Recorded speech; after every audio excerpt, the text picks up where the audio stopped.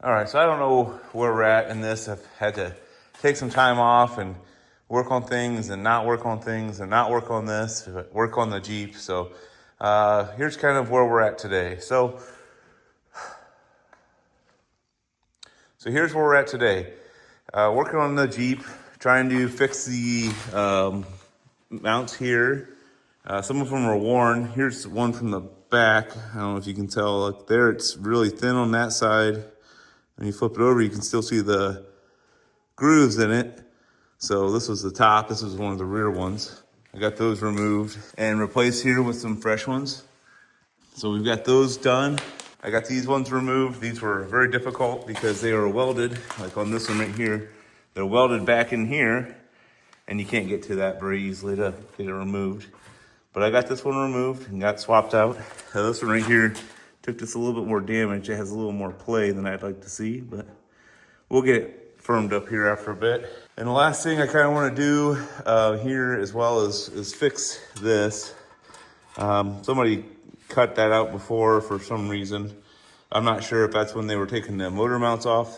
These should have been riveted on, and they have been removed. And I took bolts out when I took it apart, which is fine. The bolts will hold. It's just factory would have been riveted. But we're working on trying to get this cleaned up to get ready to paint it, prep it, and seal it up. So I got a lot of work yet to do, but you know, a little bit every day and we'll get somewhere.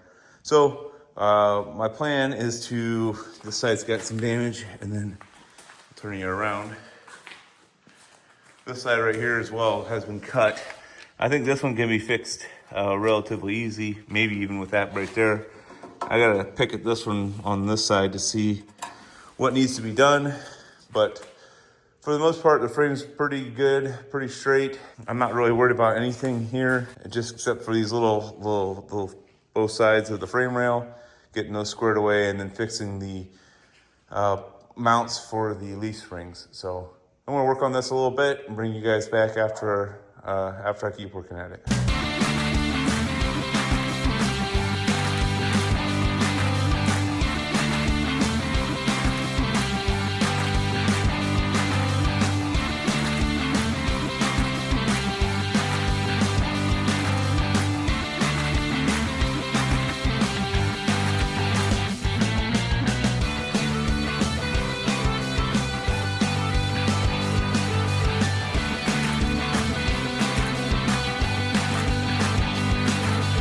All right, so I've got the frame tipped up here on its side on the jack stands. Probably not the safest combination, but it's held up pretty good. I got my patch panel cut. I'll be able to fill this in. And I was able to find a piece of metal. It's the same thickness as the frame. I've got it held in here with magnets, with a gap around it. I also have the magnet holding this suspension guy in here too. The thing for the C bolts or U bolts, or however you want to pronounce them, the military style that thread in there. So that's going to be in the right place, and this is in place. So I think we're going to tack it in, get it burnt in, and clean it up. Yeah, like the old saying goes, grinder and paint make me the welder I ain't. I think we'll be able to get this burnt in and clean it up with a grinder. I mean, it doesn't have to be perfect. This is original weld right there. So, I mean, as long as we do that good or a little bit better, it'll look fine. I'm gonna get in here and weld on this and tack this in place, and we'll see what it looks like. Well, here it is after I got it welded up. I won't say they're the prettiest welds. They're not that bad looking. If you're judging me on this channel for welding, then you need to find a new hobby, because everybody welds. Some people are good at it, some people are okay. I'd say I'm okay. We don't need to be judging welds on this channel. But so I got this patch in here. I think I'll hit it with a grinder real quick and just smooth it out. And I think it'll look great. Like you won't even be able to tell there was a repair here. I did weld a little bit here on the back.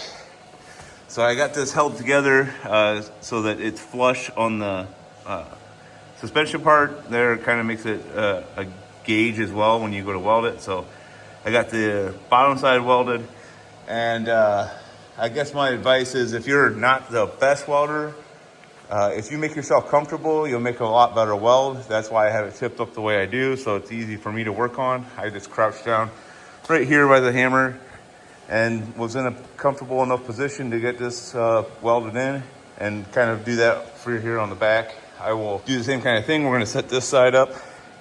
We'll get the bushing in here, get it kind of in place, roll it over, and we'll fix the inside of this frame rail and then grind it flat.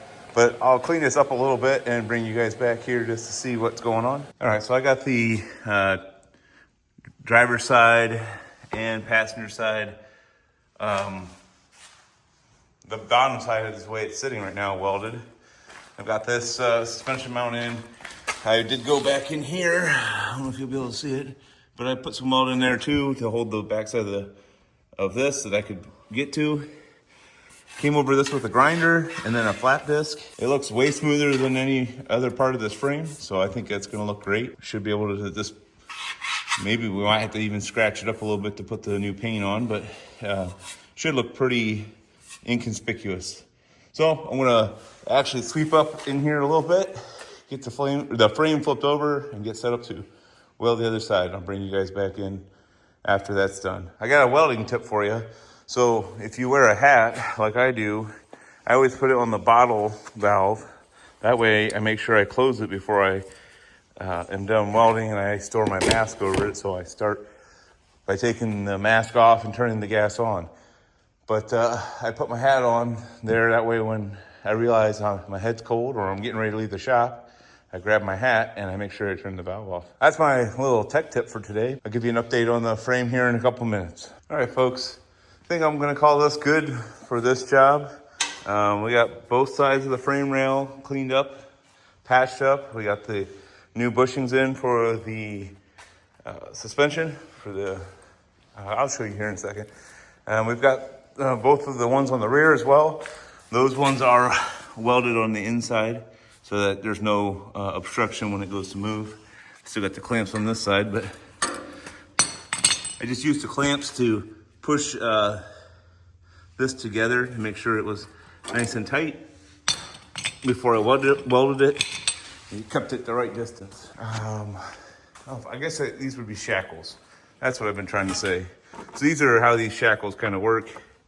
This part right here threads into the bushing we just replaced. This goes into the eye of the leaf spring, and then you tighten these up. There's a nut that jams this, so when you put this in, it's tight. You jam the nut up here, so it's tight, and then you're able to put grease in. And the grease goes, grease is in here. I think there's a little hole. I think it's right here actually, and it greases this part. I'm kind of curious though why there's not another grease in this part, hole for the grease to go through, just to give that a little lubrication, kind of like splines, you know, to have a little lubrication on splines makes them last a lot longer than if they're dry. So I might go ahead and add a hole in that outer sleeve just so it pumps a little bit of grease out to the threads out there. But I also went ahead and bought the spin-on oil filter adapter for the F134. So that should give us reliable, easy to change oil filters. Again, when this thing came, and you guys have seen it, didn't have an oil filter, so I'm not sure who removed it or when it was removed. I'm also not sure this is actually a military engine. I think this is just an F134 engine, but it's a fine running engine, so I'm not real worried about it. But yeah, I got this kit from online retailer. Specializes in Willys parts out of South Carolina. I'm not sponsored, so don't need to give them the plug, but you know, it's a nice looking part. You got it put on here. It replaces 2 of the head bolts up here for the bracket. You get your oil pressure from right below the fuel pump. So you can take the fuel pump off, add the fitting, and then put it back on. But it's a pretty nice kit. I'll be running this oil filter for a while with the oil that's in it, and then we'll be doing an oil change. I'd like to go ahead and do the valve cover gaskets. So right up here, the valve cover, and I'll probably do the oil pan gaskets. On freshening this up, We'll do a transmission rebuild, new bearings. I don't think it needs any gears, and we'll also do the transfer case. Sorry, there's dirty oil in front of it, but we'll do the transfer case as well, make sure it's resealed, sealed up, ready to go. Ordered a bunch of parts that aren't here yet. They're a couple weeks out. So we'll bring those in when we get it going. Started looking at the headlights, kind of got this taken apart. This side still got all the retained fasteners. So I'm gonna keep working on that. And there'll be more updates on what's going on. But this video might be a little choppy because I had to take some delays while making it. But don't worry, I'm still working on the Jeep and we'll continue to work on the Jeep. But we're one step closer to getting the frame started, which is a big deal. Oh yeah, my neighbor stopped over the other day. I was gonna tell you this. And he has a CJ2A that he had bought a few years ago, and it's got solid axles just like this Jeep. And I had given him some lockout hubs, and he brought them back to me. So, I lost one. So he brought them back because he's not going to use them on his Jeep. These ones are actually from an International Harvester, so I believe it's from a Scout. But I think they'll work fine on this Jeep, assuming it didn't just break it when I dropped it here. But they need to be gone through and cleaned up. And man, dropping the parts here. But we've got both of those hubs. Make sure it didn't break anything off. Probably missing some bolts, but we can replace those. But yeah, we've got the hubs now. I'll fit these up here and decide if that's what we're going with, or we'll have to get different ones. But he did drop those off the other day, so I had given them to him. He's not going to use them, so we'll use them on this. He's got free and lock, and like I said, they're for a Scout, but I'm sure they'll work fine and they'll look fine on here. So I believe they're the Warren type. I'll have to look that up too. But if you guys know, leave a comment below. But all right, folks, curiosity got the best of me. I got the hub axle lock that locks the axle shaft to the hub right here. It goes right here and it gets bolted in, and I took the bolts out, got it pried off. This grease looks like it's been in there for a long time.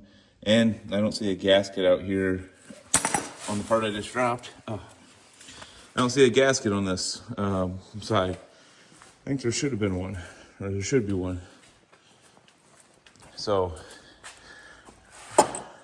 this is the selector portion of the hub. So I think these two things should be similar. Let's see here. So I'll start by measuring the diameter. If they're similar or very close, they should work. So 2.9, let's see this one. 2.88, well, that's pretty dang close. Let's measure how deep it goes. I'm working on this one-handed, so it goes 0.2 deep on the one that came with it, and we're 0.18 deep that way. So overall, this one's just a touch smaller, so it should fit in the housing where this lived. So that should give us, let's see, put it together. If it needs cleaned up, it's gonna take a trip in the ultrasonic cleaner. Let's see if the spline count's right. You probably could have counted it. I didn't count it. Let's see here.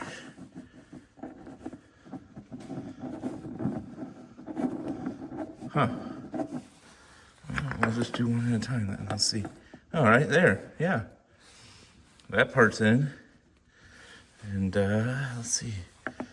So it looks like if we put bolts all the way through it, it would seat up. Awesome.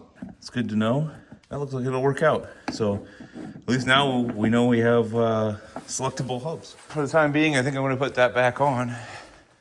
But I'll have to let my neighbor know that I appreciate him giving me the parts back. I guess I would consider that an upgrade, that we can go from the locked, unselectable hubs to the selectable hubs. We're gonna start working through that axle after a bit. That's the update for the holidays here for me. I'm gonna keep working on getting this frame cleaned up.